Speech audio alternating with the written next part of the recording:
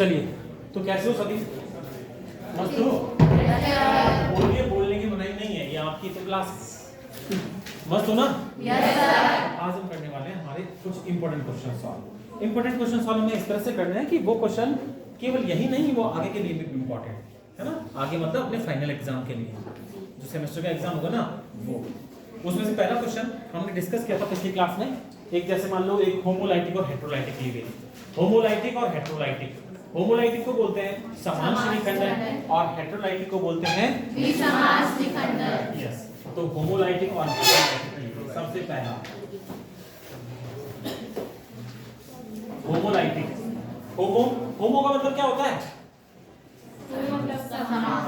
और लाइसिस मतलब विखंडन है ना।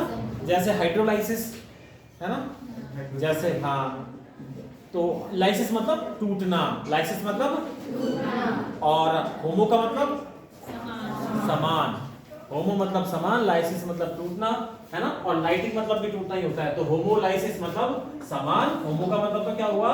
समान को हम समान बोल देते हैं यहाँ पे, और लाइसिस टूटने को क्या बोल देते हैं? विखंडन। ठीक है। और दूसरा क्या होता है? हेटेरो। हेटेरो मतलब क्या होता है? विषम। हाँ, क्वेश्चन मत करिए, सीधे आके बैठ जाइए है ना।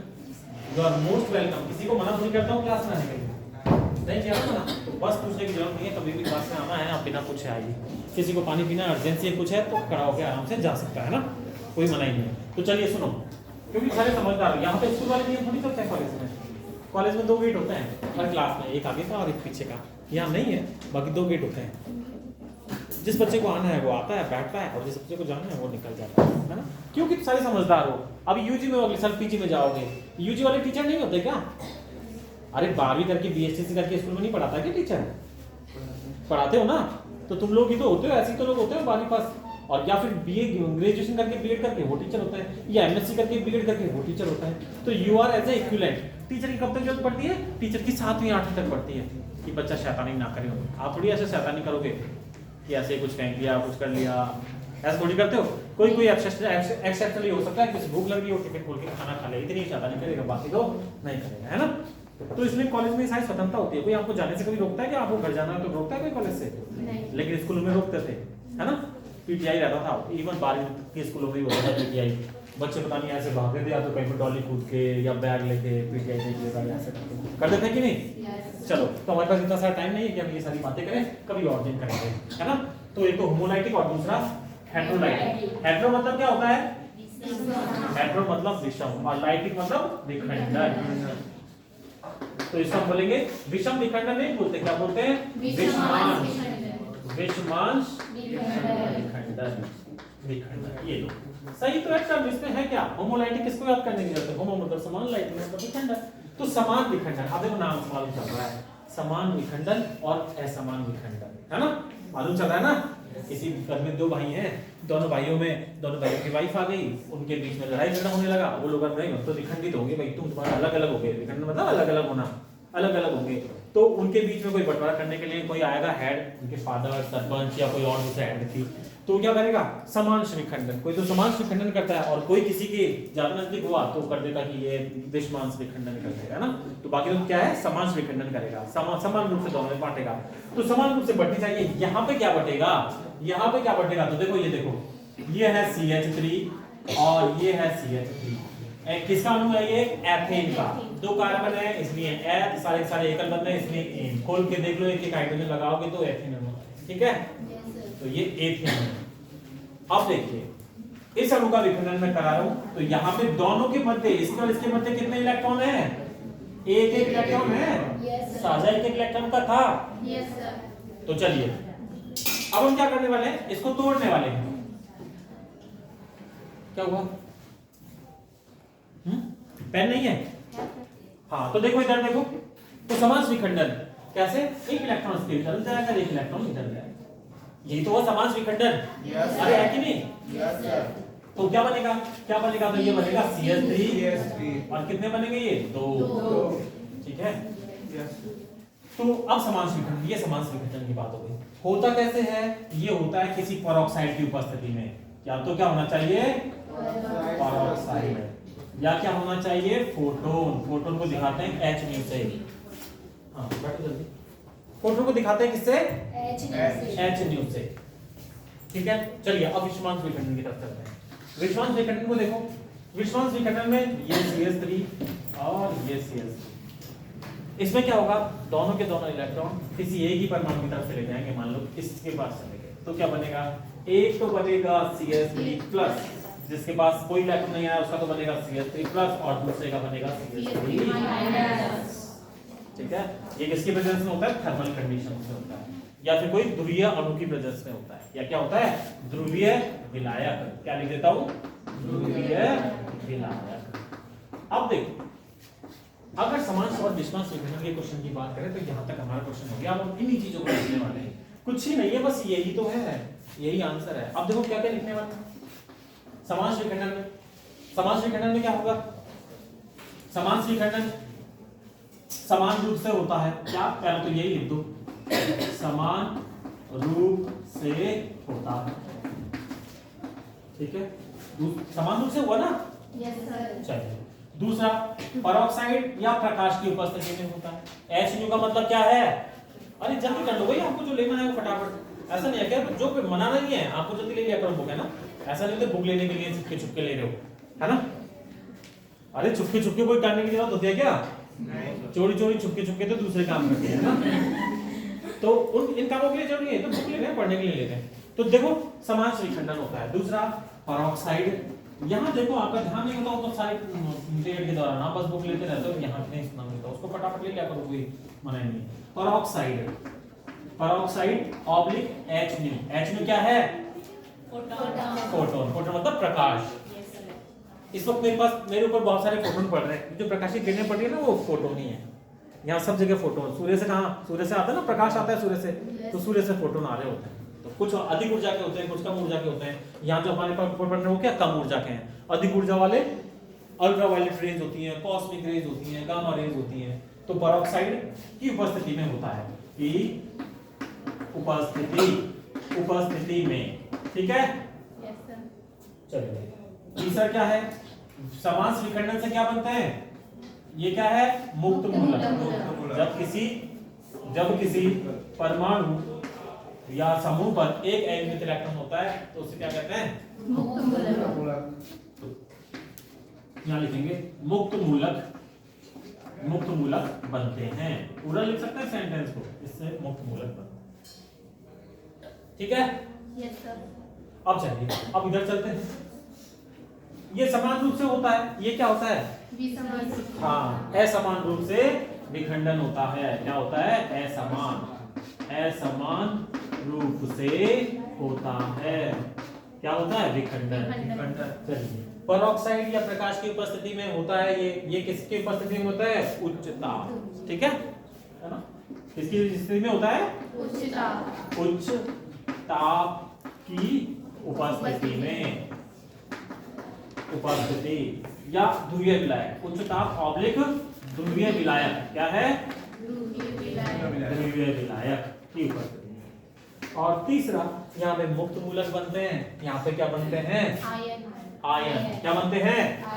अरे आयन कौन होता है? आयन वो होता है जो या तो किसी का एक्स्ट्रा इलेक्ट्रॉन लूट के ले आया हो, या एक इलेक्ट्रॉन खुद का किसी को दे के आ गया हो।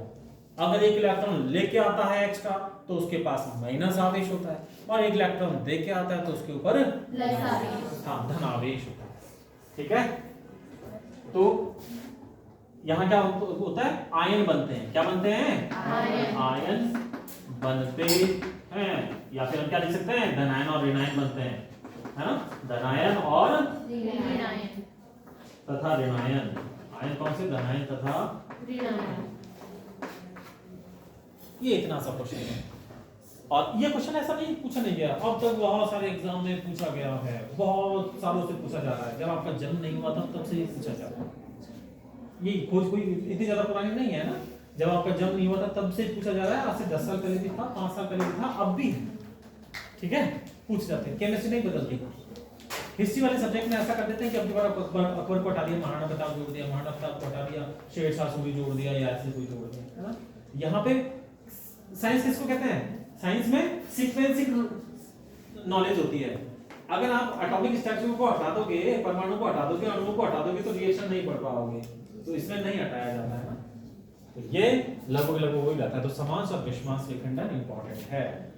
ये हमें सिर्फ अभी याद नहीं रखना, ये हमें जब तक आपकी बीएससी कंप्लीट नहीं होती तब तक याद रखना। अब याद रह जाएगा क्या है यार, ठीक ही तो है। समास और विषमांस, होमोलाइटिक और हेटेरोलाइटिक खुद में मालूम है, और विखंडन मतलब टूटना। हिंदी मीडियम का है वो समास विखंडन, विखंडन मतलब टूटना। किसका टूटना? अरे अब तो मॉलिक्यूल पढ़ते हैं, अणु पढ़ते हैं, तो बंदी टूटेगा उसमें। और समास समान रूप से, विषमांस विषम रूप से। इंग्लिश की टर्म की बात करो तो होमोलाइटिक हेटेरोलाइटिक। होमो मतलब समान, लाइटिक मतलब क्लीवेज, टूटना। हेटेरो मतलब विषम और लाइटिक मतलब cleavage. Everything is absolutely clear होनी चाहिए। अगर किसी ने नहीं पढ़ा ना पहले, उसको भी इस चीज, उसको इस क्वेश्चन का वो जवाब दे सकता है। ठीक है, तो ये एक क्वेश्चन। चलिए इसी से एसोसिएट दूसरा क्वेश्चन है। दूसरा क्वेश्चन क्या है? मुक्त मूलक क्या है? हाँ, मुक्त मूलक। अब इसने क्या पूछ लिया? मुक्त मूलक। संक्षिप्त नोट लिखना है मुक्त मूलक पे। अब देखो मैं कैसे लिख सकता हूँ। मुझे इसको तो मिटा देता हूँ क्योंकि ये तो विषमांस विखंडन का था। अब देखो, अरे देखो, ये ना पेपर बनाने वाले की गलती है, और ऐसे गलतियां होती हैं। कई बार एक का जवाब या एक का क्वेश्चन दूसरे का आंसर भी होता है। कई बार बहुत बार ऐसे पेपर में आ जाता है। यहाँ पे जवाब तो नहीं है, पर यहाँ पे मुक्त मूलक। ये देखिए मुक्त मूलक क्या है? मुक्त मूलक। और इंग्लिश मीडियम में कैसे आएगा? क्या बोलते हैं इसको? Free radical. Free radical. अब देखो मुक्त मूलक क्या होता है। मुक्त मूलक में सबसे पहले तो मैंने बता दिया है, ठीक है। ये तो उदाहरण में मुक्त मूलक बना दिया। ये थोड़ी बना सकता हूं मैं, और ही बना सकता हूं मैं। तो यहाँ पे CCl4 भी बना सकता, CCl3 भी बना सकता हूं, बना सकता हूं ना। yes, या और दूसरा भी बनाया जा सकता है, ठीक है। तो इंपॉर्टेंट क्वेश्चन है, सुनेंगे सभी ध्यान से, है ना। ध्यान कहीं और नहीं देना। घर अगर जाता है ध्यान तो वापस पकड़ के लेके आना क्लास में, है ना। सुन रहे हो क्या? सभी नहीं सुन रहे? हाँ सुनो, घर अगर ध्यान कहीं जा रहा है ना तो उसे यहीं लेके आना है। और बातों में नहीं लगना है, एक दूसरे की बातों में, एक दूसरे का फेस और ऐसा कुछ कोई सी और चीज में यहीं रखना है ध्यान। तो देखो मुक्त मूलक का मैं आंसर लिखूंगा इससे। एक ही क्वेश्चन है, उसमें दो क्वेश्चन। देखो और भी मुक्त मूलक ऐसे, F पे Cl पे एक लगा दिया, ये भी मुक्त मूलक हो गया, है ना। तो क्लोरीन मुक्त मूलक ही होता है अपनी परमाणु संरचना। तो चलिए सबसे पहले तो ये लिख लिया उदाहरण। ये क्या है? जो लास्ट में आता है, यहाँ पे हमने उदाहरण लिख लिया था। अब देखो क्या क्या है मुक्त मूलक। मुक्त मूलक समांश विखंडन से बनते हैं, ठीक है। मुक्त मूलक समांश विखंडन से बनते हैं। चलिए पहला लिख दिया समांश विखंडन, विखंडन से बनते हैं। चलिए यहीं से लिख रहा हूं मैं। दूसरा, मुक्त मूलक का निर्माण परऑक्साइड की उपस्थिति, परऑक्साइड या प्रकाश की उपस्थिति में होता है। ये रहा, ठीक है। मुक्त मूलक का निर्माण परऑक्साइड या प्रकाश की उपस्थिति में होता है। हम समांश विखंडन का जवाब नहीं दे रहे हैं, हम मुक्त मूलक का जवाब दे रहे हैं, होता है, ठीक है। लिख दिया। आगे हम लिखेंगे मुक्त मूलक में एक अयुग्मित इलेक्ट्रॉन होता है। ये क्या है? अयुग्मित इलेक्ट्रॉन। तो हम लिख देंगे मुक्त मूलक, मुक्त मूलक में सदैव, सदैव, है ना, सदैव एक अयुग्मित इलेक्ट्रॉन अवश्य ही होता है। सदैव एक अयुग्मित इलेक्ट्रॉन, एक अयुग्मित इलेक्ट्रॉन अवश्य होता है, या होता है, जोड़ देना चाहो तो अवश्य होता है, अवश्य होता है, ठीक है। कितनी बातें हो गई? उदाहरण दे दिए और 3 ये बातें हो गई, बस ये है ना। एक बात और भी लिख सकते हो, जुड़ी हुई है। किसी भी परमाणु में अगर अयुग्मित इलेक्ट्रॉन होता है तो वो अनुचुंबकीय होता है। अनुचुंबकीय का क्या मतलब है सर? अनुचुंबकीय का मतलब है कि अगर मान लो ये तुम्हारा क्या नाम है? अगर ज्योति अगर मान लो मुक्त मूलक है और मैं यहाँ पे चुंबक रखूंगा तो ज्योति चुंबक की तरफ खिंचेगी, ज्योति चुंबक की तरफ आकर्षित होगी। जैसे लोहा है वो क्या है? अनुचुंबकीय है। क्या है? ऐसे ही मुक्त मूलक अनुचुंबकीय होते हैं। वो बात अलग है कि लोहे में अनुचुंबकीय प्रवृत्ति बहुत ज्यादा है, जिसे हम फील कर सकते हैं। लोहे और चुंबक को पास लाते हैं ना, कोई ऐसा है क्या जिसने लोहे और चुंबक को पास नहीं लेके आया और नहीं देखा हो? है कोई? सब है ना, तो उसमें खिंचाव पड़ता है ना। Yes, sir. ऐसे ही डिपेंड करता है कितने एकमित इलेक्ट्रॉन है। जितने ज्यादा एकमित इलेक्ट्रॉन, वो मेटल या वो धातु या वो पदार्थ उतना ही ज्यादा चुंबक की तरफ खिंचता है। ठीक है? Yes, sir. कम एकमित इलेक्ट्रॉन होंगे तो कम खींचेगा। आयरन में ज्यादा एकमित इलेक्ट्रॉन होते हैं तो वो ज्यादा खींचता है। ठीक है, तो क्या लिखेंगे? चौथा, मुक्त मूलक अनुचुंबकीय होते हैं। किसके कारण से? एकमित इलेक्ट्रॉन के कारण से। ठीक है, तो यहाँ लिख देंगे मुक्त मूलक अनुचुंबकीय। अनुचुंबकीय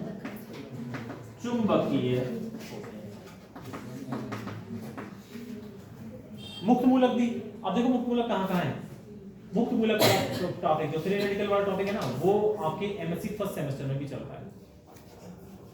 एमएससी फर्स्ट सेमेस्टर में, यानी उनको पता है बुक वाले को कि बच्चों को ये चीजें याद नहीं होती, भूल जाते हैं, इसलिए उसने कहाँ दे रखा है? मुक्त मूलक एमएससी फर्स्ट सेमेस्टर में दे रखा है। कार्बीन, नाइट्रीन, कार्बोकेटायन, ये एमएससी फर्स्ट सेमेस्टर में। लेकिन आप अगर कोशिश से थोड़ा ध्यान रखोगे तो आपको ये अभी याद हो जाएगा और एमएससी में आपको ज्यादा मेहनत करने की जरूरत नहीं पड़ेगी। या आप सेकंड ईयर पूछो ना जाके मुक्त मूलक क्या होते हैं, बच्चे जवाब नहीं दे पाएंगे। थर्ड ईयर में जाके पूछो ना पेरोक्साइड क्या होता है या होमोलाइटिक और हेटेरोलाइटिक लीवेज क्या होता है, 50% बच्चे जवाब नहीं दे पाएंगे, है ना। मैं उम्मीद करता हूं कि आप जब सेकंड ईयर में जाएंगे तो सारे के सारे जवाब दे देंगे इस क्वेश्चन का।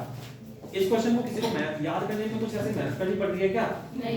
ध्यान से सुनोगे तो याद करने में कोई मेहनत नहीं करनी पड़ेगी। सिर्फ इतनी मेहनत करनी पड़ेगी, होमोलाइटिक, होमो मतलब समान, लाइटिक मतलब टूटना। वो भी एक बार सुनने पे नाम से मालूम हो रहा है, होमो, होमो मतलब समान होता है। ठीक है, तो चलिए ये क्वेश्चन हुआ। आगे हम और क्वेश्चन डिस्कस करते हैं। आरएस नॉमेनक्लेचर कर लेते हैं। Question discuss important. देखिए कार्बन को बता दो सर। क्या चीज? कार्बन कार्बन कार्बन उसी सीक्वेंस में बताते हैं जिसमें हमने थोड़ा सा इंपॉर्टेंट क्वेश्चन देखे थे ना। Yes, sir. तो उसमें क्या देखा था अपने? आरएस नॉमेनक्लेचर देखा था, आरएस, क्योंकि वो क्वेश्चन उसी तरह से है ना। तो चलिए आरएस नॉमेनक्लेचर, आरएस हमने पढ़ लिया ना, पढ़ लिया आरएस को। Yes, sir. ठीक है, आरएस हमने पढ़ लिया। आप है देखो मैं सिर्फ इसमें टिप्पणी लिख रहा हूं। अच्छा बताओ, ये आरएस नामकरण जो हम करते हैं ये सापेक्ष विधि या निरपेक्ष विधि है? सापेक्ष या निरपेक्ष? निरपेक्ष। सापेक्ष तो क्या था? डीएल, जिसमें हम ग्लिसरॉल्डिहाइड को देख रहे थे। ये क्या है? निरपेक्ष। निरपेक्ष का मतलब क्या होता है और सापेक्ष का मतलब क्या होता है मैं पहले बता चुका। पीछे से दो बच्चे खड़े हो, पीछे वाली लाइन से दो बच्चियां खड़ी हो जाओ, खड़ी हो जाओ, कोई भी दो, शर्माने की जरूरत नहीं होती, है ना। ठीक है, अब मैं कहूंगा कि इसको क्या बोलते हैं? गले में जो व्हाइट है उसको व्हाइट क्या बोलते हैं? दुपट्टा। दुपट्टा बोलते हैं और बोलते कुछ और बोलते हैं, और भी नाम है। चलो दुपट्टा। तो मैं कहूंगा व्हाइट दुपट्टे वाली लड़की लंबी है। क्या कहूंगा? व्हाइट दुपट्टे वाली लड़की लंबी है। जबकि उसके बगल वाली जो लड़की है कि क्या? नीले सूट वाली। सूट है या क्या है ये? क्या बोलते हैं इसको? क्या पहना हुआ है आपने? हैं? सूट ही बोलते हैं? पीछे देखो फिर बताओ, बिना देखे बता रहे हो। कुर्ती। अच्छा, तो जबकि नीली कुर्ती वाली लड़की छोटी है ना, और ये बड़ी है वो छोटी है। अब मान लो व्हाइट दुपट्टे वाली लड़की के बगल में और एक लड़की होती, कोई है क्या इससे लंबी? है क्या? नहीं, तुम उससे लंबी नहीं हो, बराबर ही हो, लगभग थोड़ा सा बराबर। कोई है क्या इससे लंबी? कोई नहीं है यहाँ पे क्लास में? कौन है? कोई लंबी है क्या उससे? है? चलो हिमांशु बराबर हो जाएगा। हिमांशु नाम। अब मैं कहूंगा कि वो व्हाइट दुपट्टे वाली लड़की की लंबाई हिमांशु से कम है। ठीक है, तो ये जो मैं सारा लंबा छोटा बता रहा हूँ ना, ये मैं सापेक्ष बता रहा हूँ। उन दोनों को तो उसको छोटा मैंने बताया उसके सापेक्ष, और इसको छोटा बताया मैंने इसके सापेक्ष। ठीक है, तो ये सापेक्ष होता है। तो बैठिए, ऐसे ही हम क्या करते हैं? डीएल में हम करते हैं ग्लिसरॉल्डिहाइड की सापेक्ष लेते हैं। ग्लिसरॉल्डिहाइड में OH दाईं तरफ तो D बोल देते हैं, और L है तो उसको L बोल देते हैं। डीएल भी है ना, डीएल का क्वेश्चन भी है ना? नहीं सर। नहीं है। नहीं सर। इज है। चलिए, तो डीएल हम उसको बोल देते हैं। तो होती है सापेक्ष पद्धति। और निरपेक्ष पद्धति क्या होती है? निरपेक्ष पद्धति मान लो अभी क्रिकेटर, लंबा क्रिकेटर कौन है? नाम को पता है जिसकी लंबाई ज्यादा है? Chris Gayle. हाँ, तो मैं कहूंगा क्रिस गेल लंबा है, तो क्या निरपेक्ष पद्धति है, वो है ही लंबा, है ना? मैं यहाँ पे दो छोटे बच्चों को भी, जो छोटे हैं ना, उनको भी लंबा और छोटा बता सकता हूँ। और क्रिस गेल लंबा है, वो एब्सोल्यूट है, मैं उसकी किसी से तुलना नहीं कर रहा हूँ, है ना? ठीक है कि नहीं? Yes sir. तो ये वाली चीज होती है। गति के बारे में बताओ। आप लोग गति नहीं कर रहे हो, आप स्थिर बैठे हो एक दूसरे के सापेक्ष, बिल्डिंग के सापेक्ष, लेकिन रियल में तो हमारी गति, हम पृथ्वी काफी तेजी से घूम रही है, तो हम चांद के सापेक्ष, सूरज के सापेक्ष अगर हम देखें तो हम काफी तेजी से गति कर रहे हैं, और हम वैसे गति नहीं कर रहे। तो दो होता है, निरपेक्ष और सापेक्ष। तो ये नामकरण कौन सी पद्धति है? निरपेक्ष पद्धति। क्या है? निरपेक्ष पद्धति। तो पहला तो निरपेक्ष शब्द आना चाहिए, ये नामकरण की, है ना, या फिर विन्यास को बताने की निरपेक्ष पद्धति है। और आरएस पद्धति क्या देती है? विन्यास के बारे में जानकारी देती है। चलो, एक तो ये हो गया, तो पहला हो गया। आरएस क्या बताता है? अणु का विन्यास बताता है। किसका अणु का, किसका बताता है विन्यास? अणु का। कौन सा अणु का? किरैल अणु का विन्यास। किरैल अणु का विन्यास बताता है। किरैल अणु बोल दो या किरैल केंद्र बोल दो, उसका विन्यास बताता है। दूसरा, ये नामकरण की निरपेक्ष पद्धति है। तीसरा, आरएस नामकरण में हम अनुक्रम नियमों का उपयोग, किसका उपयोग करते हैं? अनुक्रम नियम। याद है क्या अनुक्रम नियम? Yes sir. पढ़े थे ना अपने? Yes sir. हाँ, तो अनुक्रम नियम का उपयोग करते हैं। अनुक्रम नियम का प्रयोग करते हैं। अनुक्रम नियम किसने दिए थे? तीन लोग थे, एक था कौन था कौन? दूसरा इंगोल्ड और प्रिलोग। नाम नहीं लिखो तो भी कोई बात नहीं है, लेकिन अनुक्रम नियम कौन, इंगोल्ड, प्रिलोग ने दिए थे। जहां भी उनको पढ़ते हैं तीनों के नाम आ ही जाते हैं, कौन, इंगोल्ड, प्रिलोग, पर याद करने की ऐसे कोई जरूरत नहीं है। ठीक है। चौथा हम क्या करते हैं अनुक्रम नियम में? अनुक्रम देने के बाद में आरएस पद्धति में अनुक्रम कैसे देते हैं? चौथी प्रायोरिटी वाला, वरीयता वाला हाँ, पहले देते हैं। जो लास्ट वरीयता होती है उसको पीछे रखते हैं, पर लेकिन यहाँ पे अनुक्रम नियम नहीं बोल रहा है ना, तो आगे लिखेंगे क्लॉकवाइज अनुक्रम में आर और एंटी क्लॉकवाइज अनुक्रम में एस नामकरण दिया जाता है। क्लॉकवाइज मतलब दक्षिणावर्त, इंग्लिश वाले क्लॉकवाइज लिख देंगे और हिंदी वाले दक्षिणावर्त। कैसे? मुझे मैं यहाँ पे खड़ा हूँ, ठीक है, दक्षिणावर्त कैसे घूमूंगा? जैसे ये कोई है तो दक्षिणावर्त कैसे होता है? ये पूरब है, ये पश्चिम है, ये उत्तर है और ये है ना, सामने की तरफ, तो दक्षिणावर्त। जब आदमी खड़ा होता है, पूरब की तरफ खड़ा होता हूँ, तो पूरब ये रहा, पश्चिम ये रहा, उत्तर ये और दक्षिण। तो इधर मैं घूमा ना, तो ये कौन सी दिशा है? दक्षिणावर्त। इधर घूमता हूं तो दक्षिणावर्त। और वैसे ही कौन सी है? क्लॉकवाइज। कौन सी है? क्लॉकवाइज। और ये है वामाव्रत, ये एंटी क्लॉकवाइज। तो दक्षिणावर्त घूमते हैं, दक्षिणावर्त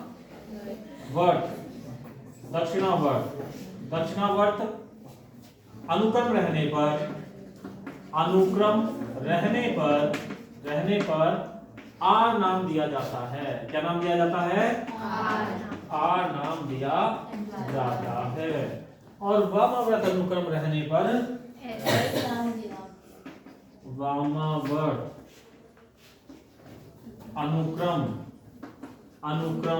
रहने पर एस नाम दिया जाता है। ठीक है, एस नाम दिया जाता है।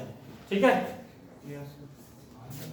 आगे एक पॉइंट और लिख सकते हैं, आर एस विन्यास का, किसका? आगे एक पॉइंट और है जो कि आपने पढ़ा नहीं, आर एस विन्यास का डी ऑब्लिक एल अथवा स्मॉल डी एल सापेक्ष, स्मॉल डी एल ये प्रकाशीय घूर्णन को बताता है। स्मॉल डी एल से कोई संबंध नहीं है। क्या है? कोई संबंध नहीं है। यहाँ पे लिख दो कोई लेना देना नहीं है। कोई लेना देना, लेना देना नहीं है लिखोगे तो भी सही है। लेना देना नहीं है मतलब संबंध नहीं, लेना देना नहीं है मतलब संबंध नहीं, है ना। दो फ्रेंड है, दोनों में झगड़ा हो गया। पहले तो दो पक्की फ्रेंड थी, अब झगड़ा हो गया। मैंने पूछा तुम्हारी फ्रेंड कहाँ है? कौन फ्रेंड? अरे वो सुनीता तुम्हारी फ्रेंड। अरे सर मेरा उससे कोई लेना देना नहीं है। वो क्या बोली? मेरा उससे कोई लेना देना नहीं। तो झगड़ा हो गया, तो अब फ्रेंडशिप टूट गई और अब उनका कोई लेना देना नहीं है। तो इस आरएस का भी इनसे ना तो डीएल से ना डीएल इससे डीएल से कोई लेना देना नहीं है। लेकिन सरप्राइजिंग बात यह है, ये क्या तीनों ने झगड़ा किया हुआ है। ना तो इसका इससे लेना देना है, ना इसका इससे लेना देना है, ना इसका इससे लेना देना है। दरअसल किसी का किसी से कोई लेना देना नहीं है। इसलिए कभी भी ये डीएल आए ना या ये डीएल आए उसके बारे में टिप्पणी आए तो बाकी दो को बता देना इसका इससे कोई लेना देना। हमें तो लगता है अरे ये भी विन्यास को बताता है, ये भी विन्यास को बताता है, ये भी विन्यास को बताता है, तो ये कैपिटल है, ये स्मॉल है, ये यही होगा, लगता है कि नहीं? लेकिन ये यही नहीं है। इन सभी का एक दूसरे से कोई लेना देना नहीं है। बस यही लेना देना है कि वो तीनों गर्ल्स या दोनों फ्रेंड बागवाड़ा में की रहने वाली हैं। वैसे ही ये इनका यही लेना देना है कि ये विन्यास को बताते हैं, बस और कोई लेना देना नहीं। करेक्ट? तो याद रह जाएंगी सारी बातें? Yes sir. ठीक है, शाबाश। देखते हैं कितनी याद रहती है। चलिए अब हम चलते हैं आगे। अगर किसी ने नहीं लिखा ना तो आप इस पे क्लिक करके यहाँ इससे भी देख सकते हो ना, उसमें दिख जाएगा आपको। और बोल देना फ्रेंड्स को। चलिए अगला हम देखते हैं ईजेड समावेशी। चलिए एक क्वेश्चन देखते हैं। ईजेड समावेशता ईजेड ईजेड नामकरण ईजेड नामकरण सुन रहे हो क्या सारा? अभी तक मैंने 3 बताया, आ गया क्या सभी को? Yes sir. देखो अच्छी बात नहीं है कि कॉल नहीं लिखोगे तो ना, लिखना होता है और समझना होता है। इस बहाने से हम बहुत सारे क्वेश्चन ऐसे इंपॉर्टेंट क्वेश्चन करके हम बहुत सारे क्वेश्चन पढ़ सकते हैं। बहुत सारे क्वेश्चन पढ़ क्या सकते हैं, पूरी केमिस्ट्री को ही पढ़ सकते हैं क्वेश्चंस के रूप में। बस हमें समझ में आना चाहिए वो चीज। ऐसे छोटे छोटे टॉपिक करके जो टॉपिक समझ में नहीं आता है टफ होता है उसका मैसेज ईजेड नाम करें। चलिए सबसे पहले तो बात करते हैं ई और जेड की है क्या। देखो ई लैटिन वर्ड से आया है। किससे आया है? हाँ, कुछ ऐसी स्पेलिंग है। स्पेलिंग हो सकता है मैं अगर लिख दूं एंटीजीजन। क्या है? जीगन, जीगन या जीजन, एंटीजीजन। और जेड आया है, जेड आया है जूसामन, JUSAMMAN। स्पेलिंग हो सकता है गलत हो, है ना, बट आपको ये ध्यान नहीं रखना। ये तो लिखो तो लिखो, ना लिखो तो मत लिखो। एंटीजीजन और जूसामन, ठीक है? ठीक है क्या? Yes sir. अब ये जो ज्यामितीय समावयवता है ना, सॉरी ये ईजेड नामकरण है ना, वो हमें क्या बताता है? ज्यामितीय समावयवता। ज्यामितीय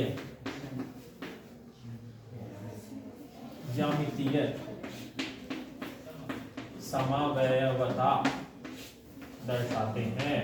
कौन सी समावयवता दर्शाते हैं? ज्यामितीय समावयवता दर्शाते हैं। चलिए, और ज्यामितीय समावयवता किनमें पाई जाती है? किनमें पाई जाती है? जिनमें घूर्णन प्रतिबंधित रहता है ना? इसमें अच्छा सिर्फ सुन ही रहे हो, घूर्णन प्रतिबंधित होता है। कैसे होता है सर घूर्णन प्रतिबंधित? मैंने बताया था ना एक पेन से। यहाँ पे दो, यहाँ पे ये इस तरह से संयोजकताएं लगी हुई हैं, तो ये अणु बीच में सिंगल बॉन्ड है तो घूम सकता है। बंद जो होता है कील के समान रहता है और उसमें ये लगे रहते हैं, तो इसको मैं घुमा सकता हूँ, ये घूम सकता है, ठीक है? Yes sir. लेकिन जब दो परमाणु के बीच में दो बंद होते हैं, ठीक है, पेन देना, जब ये दो बंद होते हैं ना तब इसका घूर्णन प्रतिबंधित होता है। यहां तक तो घूम सकता है, बाद में ये कहता है भाई बंद को तोड़ो, मैं तभी आगे घूमूंगा, नहीं तो नहीं घूमूंगा। तो दोनों नॉक अगर मैंने एक तरफ कर दी ना, अभी तो यहाँ पे दोनों नॉक एक तरफ करी हुई थी ये पेन की, ठीक है, ये घूम के ऐसे हो जाता है, विपरीत तरफ भी हो जाती है। हो गया ना? Yes sir. ये एक तरफ है, ये विपरीत तरफ। एक तरफ होता है तो हम क्या बोलते हैं? सिस, और विपरीत तरफ होता है तो ट्रांस बोलते हैं। ईजेड में हम क्या करते हैं? प्रायोरिटी देते हैं। एक तरफ होता है तो जेड और विपरीत तरफ होता है तो ई। लेकिन वहां जाने से पहले इसको देख लो, सिंगल बॉन्ड में तो घूम के विपरीत हो जाता है, फिर वापस जाओ घूम के सीधा हो सकता है, लेकिन डबल बॉन्ड में अगर ये जुड़ा हुआ रहता है ना तो घूम के नहीं होता, विपरीत पूरा नहीं होगा। ये बंद यूं कहता है कि तोड़ो इसको तब जाके पूरा घूमूंगा मैं। तो इसलिए घूर्णन किन में प्रतिबंधित रहता है? डबल बॉन्ड वाली स्पीशीज में। या ज्यामितीय समानता किन में पाई जाती है? ज्यामितीय समानता उन सभी यौगिकों में पाई जाती है जिनमें घूर्णन प्रतिबंधित होता है। या इजेड नामकरण कहाँ किया जाता है? इजेड नामकरण उन अणुओं में किया जाता है जिनमें घूर्णन प्रतिबंधित होता है। प्रतिबंधित मतलब घूर्णन नहीं हो सकता है। बीच बीच में मन कहीं चला जाता है ना, या किसी और दूसरी चीज में लग जाता है तो वापस फटाफट खींच के लाया करो। तो ये घूर्णन प्रतिबंधित है, यस सर, है ना? Yes sir. इसको बोलते हैं घूर्णन प्रतिबंधित। बहुत सारे अणुओं में और कई सारी चीजों में होता है। जब स्टीरियोकेमिस्ट्री पढ़ते हैं तब हमें मालूम चलता है और भी बहुत सारे अणुओं में घूर्णन प्रतिबंधित है। यही था? कौन सा था? कौन कौन से? तो आरएस नामकरण किन अणुओं में देते हैं? जिनमें ज्यामितीय समानता, जिनमें घूर्णन, हाँ, इजेड के लिए नामकरण के लिए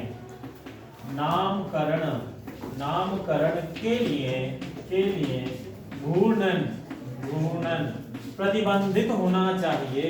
क्या होना चाहिए? प्रतिबंधित। ठीक है क्या? घूर्णन क्या होना चाहिए? प्रतिबंधित। चलिए तीसरा, एक तो होता है ज्यामितीय समानता में एक तो होता है सिस और एक होता है ट्रांस, और या फिर होता है ई और जेड। तो ई जेड और सिस ट्रांस का कोई रिलेशन है क्या? कि सिस रहेगा उसको तो ई बोलेंगे, ट्रांस रहेगा उसको जेड बोलेंगे, या सिस रहेगा उसको तो जेड बोलेंगे, ट्रांस रहेगा उसको ई बोलेंगे। ऐसा कोई रिलेशन है? नहीं है। जिस तरह से वहां कोई रिलेशन नहीं है ना, उसी तरह से इनके बीच भी कोई रिलेशन नहीं है। तो ई जेड नामकरण का सिस ट्रांस से कोई संबंध नहीं है। क्या है? कोई संबंध नहीं है। किसने बोला कोई संबंध नहीं है? ऐसे बाद में शादी हो जाए कभी वाइफ से मत बोल देना तुम्हारा मुझसे कोई संबंध नहीं है ना? का कोई संबंध मतलब कोई संबंध नहीं है, या कोई लेना देना, कोई संबंध नहीं है। ठीक है? तो ये इजेड। आगे देखो, इसमें से ई कौन सा होगा, जेड कौन सा होगा? ये देखो इधर, या एक और टॉपिक लिख देता हूं मैं। इजेड नामकरण के लिए अनुक्रम नियम का उपयोग किया जाता है। आरएस के लिए भी अनुक्रम नियम आता है और इजेड के लिए भी अनुक्रम नियम का उपयोग किया जाता है। देखो इजेड नामकरण के लिए